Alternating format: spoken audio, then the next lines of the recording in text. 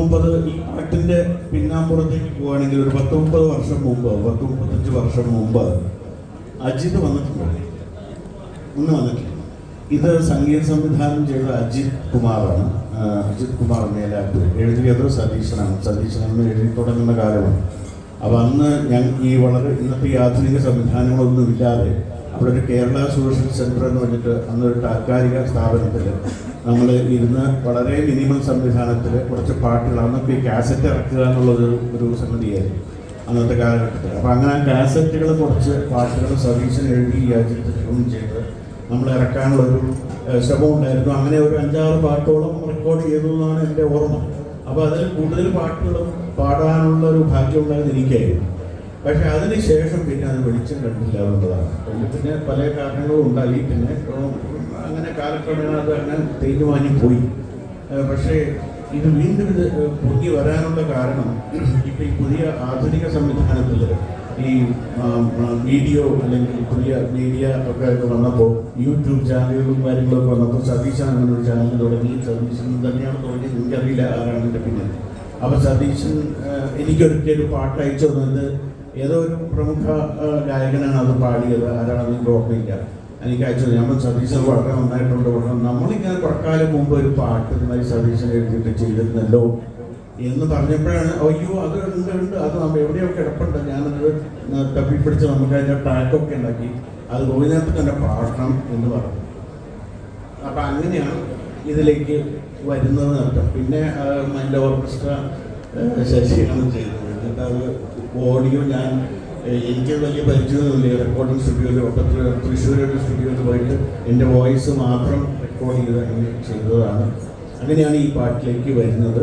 ഏതായാലും ഈ പാലക്കാട് പ്രവാസി സെൻറ്ററിനും പ്രത്യേകിച്ച് സതീശനും അങ്ങനെ ഈ വേദിയിലേക്ക് വിളിച്ചതിന് ക്ഷണിച്ചതിന് നന്ദി. ഞാൻ പാടാൻ ശ്രമിക്കാം. ഞാനൊരു കോൾഡിൽ നിന്നിങ്ങനെ രക്ഷപ്പെട്ട് വരുന്നൊരു സമയമാണ്. ഇടയ്ക്കൊരു ചുമ വരും, അങ്ങനൊരു പ്രശ്നമുണ്ട്.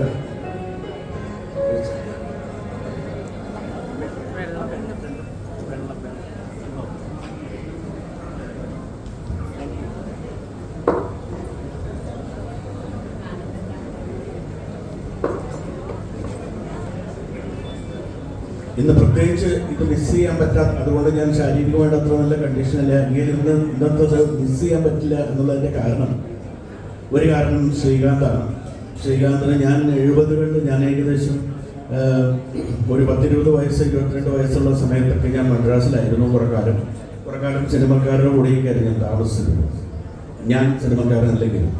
അപ്പം അന്ന് ഈ ശ്രീകാന്തും ഏകദേശം നമ്മൾ റെഗുലർലി കണ്ടിരുന്നതായിരുന്നു. 77 തൊട്ട് 79 കാലത്തിലാണ് അതങ്ങനെയാണ്. അപ്പം ശ്രീകാന്ത് ഇന്ന് വരുന്നുണ്ടെന്ന് അറിഞ്ഞു. വളരെ സന്തോഷം തോന്നി. അതിന്നത് മിസ് ചെയ്യാൻ പാടില്ല. ശാരീരിക അതുകളൊക്കെ മാറ്റി വെച്ചിട്ട് വരണം എന്ന് തോന്നി. മറ്റൊന്ന് മണ്ണൂർ ശ്രീ രാജകുമാരൻ ഉണ്ണി സാറിനെ ഇന്ന് കാണാനും പരിചയപ്പെടാനും ഇതൊരു നല്ലൊരു അവസരമാണ്. എൻ്റെ മകൻ കല്യാണം കഴിച്ച സ്ഥലത്ത് അടുത്താണ് മാഷുടെ സ്ഥലം.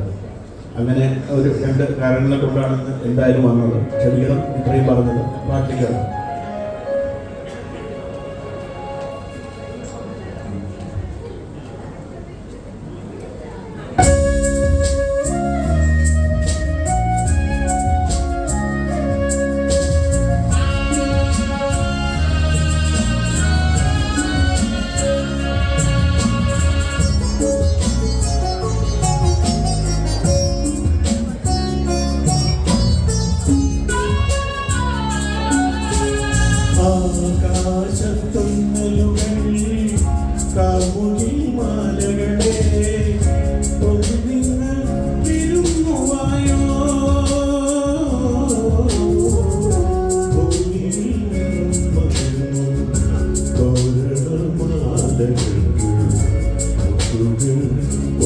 Oh